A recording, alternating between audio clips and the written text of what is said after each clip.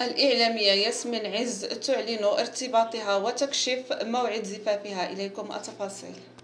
أعلنت الإعلامية ياسمين عز عن ارتباطها وقرب موعد زفافها، وقالت صاحبة عبارة بلوك في ردها على اتصال خلال آخر حلقات برنامجها: أنا هقول لك بشكل عام لأني في طريق للجواز، وأنا شايفة من تجربة أهلي إن الست عمود البيت، والست بذكائها وحكمتها وعقلها واحتوائها وقدرتها على استيعاب الأمور مع الرجل وتقبل اختلافه، والموضوع اللي مش محتاج من الست أنها تتخانق مع جوزها. بلاش تتخانق، الرجل كائن لا يعبر ولا رغاي، الست تكون صبورة وتدلعوا، ولو شايفين إن اللي بقوله تفاهة لن تفلحوا مع الرجل، إنك تدلعي الرجل صنعة.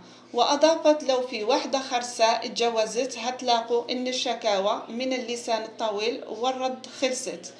ما تقوليش أنا طيبة واللي في قلبي على لساني، لا، ما تقوليش اللي في قلبك قدام جوزك. كما أوضحت أنها لا تقبل أن يدخل زوجها في علاقة مع امرأة أخرى، قائلة: عمري ما قلت لو جوزك في علاقة مع واحدة ما تزعليش، ده محبوب. أنا ما قبلش إن جوزي يكون في علاقة مع واحدة، ولكن أفرح لما يكون محبوب.